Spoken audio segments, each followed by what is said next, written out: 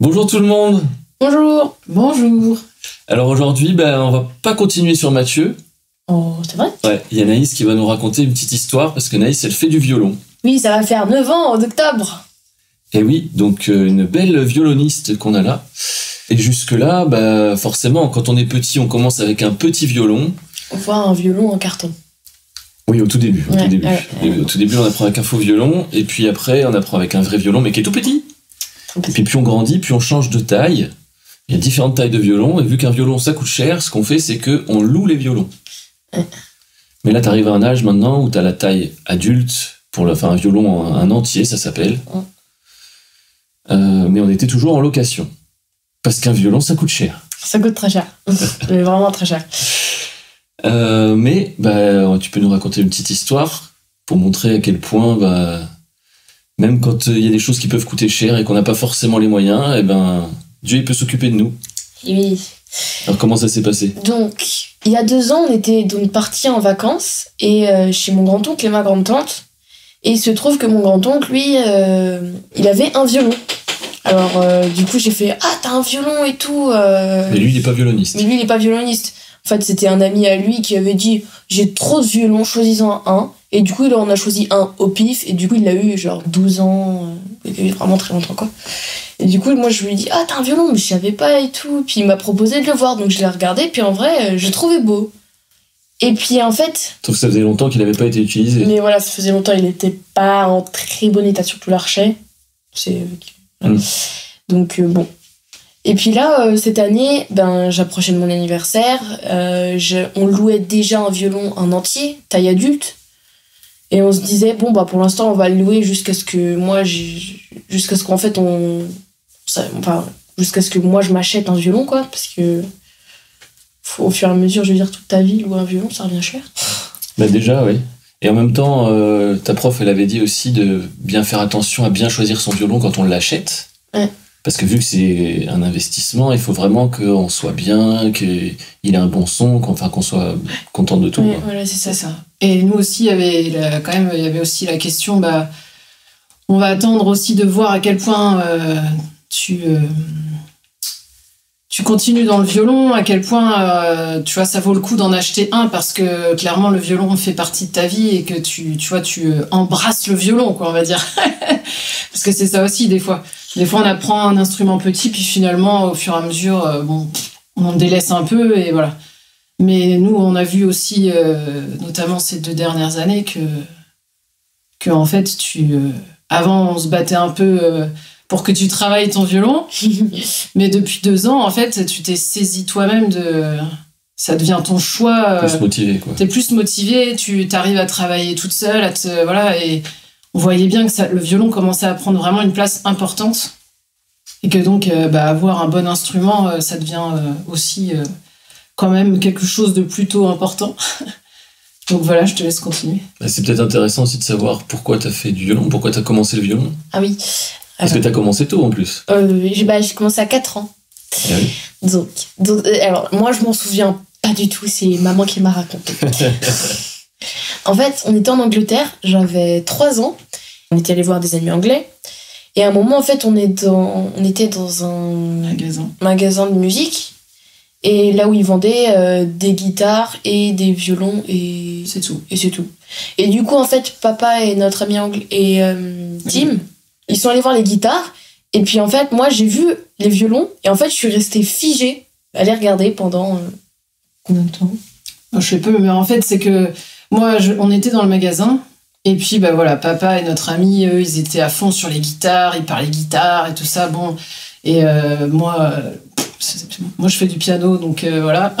J'attendais un peu que ça passe.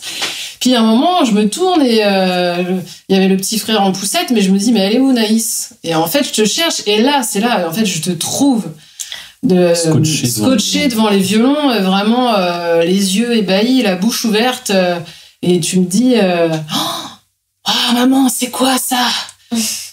Et moi, j'ai dit, c'est des violons. Et en fait, de te voir fasciné comme ça m'a fait quelque chose dans mon cœur. En fait, ça m'a fait bizarre. C'est comme si j'avais l'impression comme si Dieu me disait Naïs, c'est le violon, c'est une bonne idée.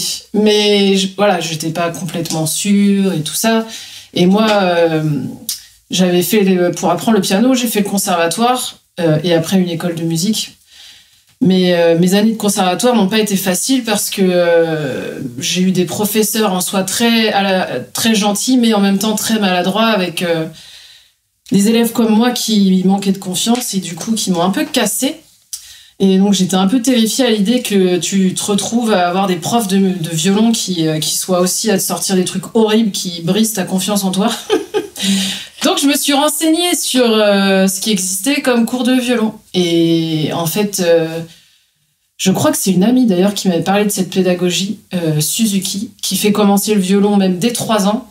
Et en fait, je cherche sur Internet et là, qu'est-ce que je vois ? Il y a une prof à Angers. Parce qu'il n'y en a pas quand même beaucoup des profs, hein, surtout dans les petites villes ou les moyennes villes comme nous. Il y en a à Paris, à Lyon, mais chez nous, pas vraiment. Et c'est là que ça a commencé. Et une super prof. Donc Elle déjà, est voilà, c'est l'histoire. Génialissime, mais franchement. Ouais, l'histoire commençait déjà comme ça, en fait. Donc là, on revient à cette histoire où du coup, il y a 2 ans, tu vois ce violon, mais bon, il est en sale état. Je me rappelle, on a essayé de l'accorder, mais oh là là, c'était impossible. Bref. Alors, il faut savoir que ma tante, elle m'avait contacté. Ah, ok. Il y a donc ça plusieurs mois, peut-être même facilement 1 an. Ah ouais, je sais. Et elle m'en avait parlé. Elle m'avait dit de pas t'en parler au début. Elle dit j'hésite en fait à le remettre en état et pour faire un cadeau à Naïs, puisque dans leur entourage, vu que t'es la seule qui fait du violon, elle s'est dit plutôt qu'il reste rien à faire chez eux, autant qu'ils servent à quelqu'un, quoi. Et j'en avais parlé avec maman, mais nous on hésitait parce que on sait pas ce qu'il vaut. Donc mettre de l'argent dans un violon si après il est venu, il convient pas, bon c'est un peu délicat et tout. Donc on avait dit je sais pas, c'est peut-être un peu risqué. Oui, ça aurait pu être un peu cadeau empoisonné. Ouais, voilà, c'est ça. Mais voilà, elle a été voir le luthier. Elle a fait un devis. Bon, on a discuté. On a pris un petit peu de temps, puis au final on a dit allez, c'est parti. Donc elle a fait faire ça chez elle, dans les Cévennes, chez un luthier là-bas. Et puis elle est venue l'apporter il y a pas très longtemps là. Un mois, c'était en juin. Ouais. Le 9 juin. Le 9 juin, voilà, on a carrément la date. Un lundi. Ouais, c'est ça. Et donc on découvre le violon. Et je le teste. Et il a un bien meilleur son que le violon de location. Il est un peu moins joli, mais il a tellement un meilleur son. Et en fait, je me suis tellement éclatée dessus que j'ai enchaîné les morceaux les plus durs que je connaissais et ils étaient tous trop beaux à jouer dessus. Je me suis éclatée, je voulais pas m'arrêter. Et maman elle m'a dit bon, par contre là t'arrêtes, on va manger. Je fais non, mais pourquoi? Ce qui était fou, c'était de voir ton visage en fait quand t'as commencé à jouer les premières notes. T'étais ébahi et t'étais alors là dans la joie, mais dans une joie extrême. Et en fait ça nous a tous touchés. Ouais, et franchement c'est vrai que rien qu'à l'écoute, le son, on a entendu la différence. Même moi j'avais l'émotion qui montait en l'entendant. Tellement le son était tellement meilleur, quoi. Ouais. Donc là on s'est dit c'est pas un cadeau empoisonné, ça. Non, c'est pas un cadeau empoisonné. Ah non, c'est ouais. Et en plus, parce qu'il faut savoir que les luthiers en général ils mettent des cordes dominantes, c'est ça? Dominantes, oui. Donc c'est pas des bonnes cordes. En fait, ça étouffe le son. C'est pas les meilleurs pour le son. Et en fait là, quand j'ai montré le violon du coup à ma prof, du coup le lendemain que je l'ai eu. Oui, le cours était le lendemain. Voilà. Et elle a testé le son et tout, elle fait il y a un très beau son, puis tu sais quoi, t'as de la chance, hein, franchement. Parce que s'il sonne comme ça avec des cordes dominantes, ça sonnera encore mieux. Parce qu'en fait, ça faisait tellement longtemps qu'il avait pas été joué que le son était pas au haut de sa forme. Ouais. Maintenant, je pense plein potentiel. Voilà, c'est ça. Et là, j'imagine même pas le son qu'il peut faire là dans un mois avec des bonnes cordes. Hein. Et nous, on a été voir un luthier par chez nous parce qu'ils font un archet. Et le luthier a regardé aussi le violon et il a dit qu'effectivement, l'histoire de quand on nous offre un violon, c'est des fois des cadeaux empoisonnés, mais que là, t'avais de la chance, c'est vrai que t'étais vachement bien tombé. C'est ça. Et double anecdote, c'est que quand on va chez ta prof avec le violon, parce que ma tante, elle amène le violon. Mais il n'y a pas de dans un sachet bulle, dans un sac. Il n'y a pas de on n'a pas caisse de housse. Et la housse de violon qu'on a, elle est louée avec le violon. Donc c'est ça. On ne peut pas la garder. En fait, ma prof de violon, elle m'a dit. Dès le lendemain, donc. Hein. Ouais. mais t'as pas de housse. Par contre, je fais, non, justement, c'est ça le problème. Puis maman a dit qu'on chercherait sûrement sur Internet. Et en fait, ma prof était déjà au courant que, en fait, le jour où j'ai reçu le violon, elle était au courant que je l'avais un nouveau violon, du coup, un lundi. Et en fait, du coup, elle m'a dit, ah, mais voilà, c'est ça, j'avais oublié de te dire ça hier. Il y a quelques jours seulement, j'ai reçu une housse de violon. Si tu veux, je te la donne. Et elle est géniale. En plus, elle est bien. Elle a plein de poches. En fait, je peux tout mettre dedans, mes partitions, le violon, les archets. Je peux mettre 2 archets. Tout. Mon accordeur, enfin, franchement, elle est géniale, la housse. Puis, du coup, elle protège bien le violon, on va pas se mentir. Et sacrément pète. C'est là, moi, c'est là où j'ai presque le plus senti la main de Dieu, dans le sens où, avant, ça a été long. Il y a 2 ans, du coup, ah bon, vous avez un violon? Et puis pendant 1 an, des discussions, est-ce qu'on vraiment met de l'argent dedans ou pas? On sait pas, voilà. Et puis au final, belle surprise, chouette. Et puis dès le lendemain, encore un cadeau gratuit, la housse. Ça doit coûter cher une housse en plus. Oui, en fait, faut savoir évidemment, pour ceux qui nous entendent, si vous avez de l'argent à ne plus savoir qu'en faire, tout ça vous semble, voilà. Mais nous, c'est pas notre situation. Nous, on peut pas dire que on ait beaucoup de revenus. C'est plutôt l'inverse. Donc, en fait, nous, payer un violon, de toute façon, on n'avait pas les moyens. C'était clairement pas maintenant qu'on allait pouvoir faire ça. Et payer la housse, on allait le faire, mais voilà, c'était une dépense, qu'on allait faire, mais c'est dans un tout petit budget. Et en fait, de voir que, en fait, non seulement on paye pas de violon, mais en plus c'est un bon violon, qu'en plus on n'a même pas besoin de payer la housse, et qu'en fait elle était déjà là, on le savait même pas, c'était incroyable. Et moi je veux préciser aussi que d'abord j'étais très contente pour ma fille, qu'elle ait ce beau cadeau, parce que vraiment, c'est vrai qu'elle prend tellement plaisir à jouer de son instrument que c'était génial de voir ça. Mais il se trouvait en plus que pour moi, à ce moment-là, je vivais un truc pas facile, c'était pas facile du tout. Et en fait, je savais que j'avais besoin de me rappeler que Dieu, il était là, qu'il s'occupait de moi, qu'il prenait soin de moi, qu'il fallait pas que je regarde mes circonstances et tout. Et en fait, de voir que Dieu, il était là même au point où en fait il amenait un violon gratuitement de qualité à ma fille, que en plus il y avait la housse qui était déjà là, moi en fait ça m'a touchée mais profondément, et en fait ça m'a encouragée moi à vraiment avoir la foi pour tout le reste, en fait, que Dieu en fait il s'occupe de nous, il sait ce qui est important pour nous, et en fait si on le laisse contrôler, si on le laisse faire, il va pourvoir d'une façon ou d'une autre. Et ça pour moi en fait c'était aussi ça, quoi. C'était tellement impressionnant et pas du tout attendu en vérité. Même si on a discuté longtemps de cette histoire, on fait restaurer ou pas. C'était un risque quand même. Parce que moi, je voulais pas que ta tante, elle paye et puis que finalement, on se rende compte, en fait, le violon, il est pas génial, quoi. C'était ça qui me faisait peur. Et finalement... Oui, parce qu'en plus, c'est ma tante qui a déboursé l'argent pour la restauration, c'est même pas nous, quoi. Oui, c'est ça. Puis la restauration, elle coûte quand même beaucoup moins cher qu'un violon. Oui, j'étais comme ça, mais bon, c'est quand même... c'est quand même un coût. Donc on se retrouve avec un violon qu'on n'a pas acheté, mais qui nous appartient. Tout ce qui nous on manque. Économise du coup en plus la location maintenant, puisqu'on a rendu l'autre violon. On a la housse gratuite, il reste juste l'archet, on en a un en prêt pour l'instant. Voilà, en fait, ma prof de violon, elle m'a dit, tiens, je te prête un de mes archets. C'est celui que j'ai utilisé pendant 15 ans. Avec lui, j'ai fait tous mes concours. Parce que du coup, en fait, elle l'utilisait plus. Mais du coup, en fait, elle me l'a prêté. Et là, ça fait plusieurs mois que j'utilise un des archets de ma prof de violon. C'est ça. Donc on peut dire merci la prof de violon, merci Clotilde. Ouais, c'est clair. Merci à Tata Zabeth. C'est ça. Parce que tu as été un instrument de Dieu pour nous bénir, clairement. Donc, merci pour ta grande générosité. Et puis merci Seigneur, évidemment. Parce que au travers de tout ça, on voit concrètement que Dieu, il s'occupe de nous et qu'il pense bien à nous. C'est ça. Et voilà, si ça peut encourager des personnes aussi à croire que Dieu, il a envie de s'occuper même de ces choses-là, en fait. Il n'est pas là juste pour des choses... entre guillemets spirituel, en fait c'est la totalité, quoi. Faut pas séparer les choses. Puis surtout en fait c'est 2022, c'était une année extrêmement pourrie. Dans mes cours de violon, je ne faisais que 30 minutes, oui je sais, 20-30 minutes de violon par jour. Et même pas tous les jours. Et pas tous les jours. Loin de faire tous les jours. J'en faisais pas le week-end, genre je faisais 2-3 jours par semaine. Enfin, je travaillais. C'était la bataille. Pas du tout. Bref, c'était vraiment pas super facile.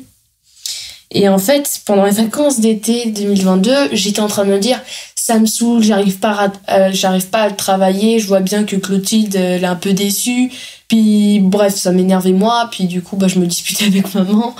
Et du coup, j'ai dit à papa, oh, quand même, j'hésite à arrêter le violon et tout. Puis, en fait, à un moment, j'en avais tellement ras-le-bol qu'un soir j'ai dit, bon Seigneur, si tu veux que je continue le violon, dis-moi en rêve, mets-moi une image de violon, ou même si j'entends violon dans mon rêve, ça veut dire que je devrais continuer le violon. Par contre, s'il y a rien cette nuit, je continue pas le violon, j'arrête.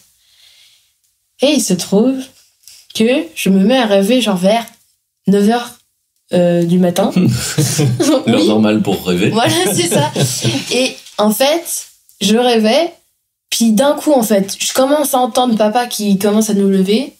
Et puis, en fait, à la fin de mon rêve, je crois que c'était un truc en rapport avec des bergers. Il y avait des moutons qui sautaient. Puis d'un coup, les moutons, ils sont remplacés par un violon. Et j'entends violon, violon, violon, violon, violon, violon, violon, violon. Et encore un violon. Et puis je me réveille, je fais, crac. Ah oui, et tu me l'as pas dit tout de suite. Et en fait... je voulais pas continuer. À ce moment-là, ouais. Je voulais pas essayer. Pourtant, je savais très bien que j'avais ma réponse et ça m'énervait. Et en fait, j'avoue, j'ai menti. J'ai dit, oui, j'ai entendu violon, mais je suis pas sûre. Donc, non, je continue pas, tant pis. J'ai dit ça à papa et à maman. Et puis, en fait, je dis à maman, non, mais en fait, je sais que je dois continuer. C'est ça qui m'énerve. Je sais que je dois continuer. C'est parce qu'en fait, t'étais frustrée. En fait, t'avais envie. On a beaucoup, si vous saviez, on a beaucoup discuté avec Naïs parce que moi, justement, je voulais pas l'obliger à faire du violon. Elle connaissait l'histoire. Je lui ai dit, c'est moi qui t'ai mise à 4 ans parce qu'à 4 ans, c'est pas d'elle-même qu'elle a décidé. Donc je lui ai dit, moi je veux pas t'obliger, ça doit quand même être quelque chose que tu aimes faire, et elle me disait tout le temps, mais j'ai envie d'y arriver, j'ai envie de réussir à faire ce morceau et tout, mais non, j'y arrive pas. Et puis elle se mettait dans des états de colère de pas réussir et je sais pas quoi.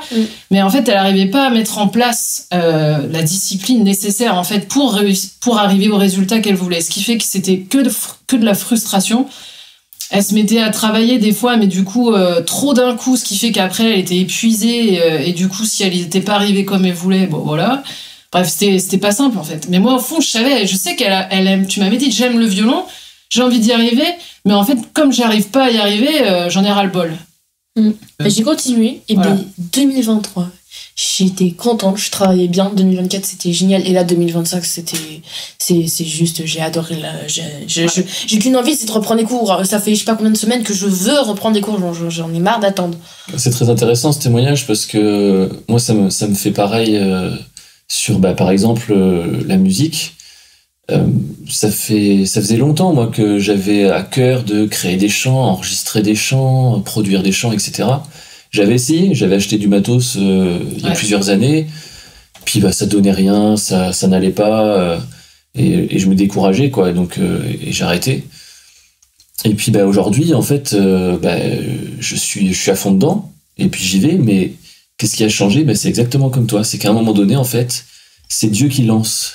Quand il nous lance dans quelque chose, il nous donne aussi, du coup, la motivation. Ça veut pas dire que tout se passe super bien et qu'il n'y a pas des difficultés, qu'il n'y a pas du travail, etc. Évidemment, oui. Voilà, on a des défis quand même et tout n'est pas facile. Mais en termes de motivation, on a cette conviction, en fait, que c'est Dieu qui nous envoie et il est là, du coup, pour nous aider à partir du moment où on coopère avec lui, quoi. Super témoignage. Hein, c'était une belle expérience à vivre, tous en famille, là. C'est clair. Merci de nous avoir écoutés. Et puis la prochaine fois, on reprendra peut-être Mathieu, à moins qu'il y ait quelqu'un d'autre qui ait un témoignage à raconter. Oh non, Mathieu.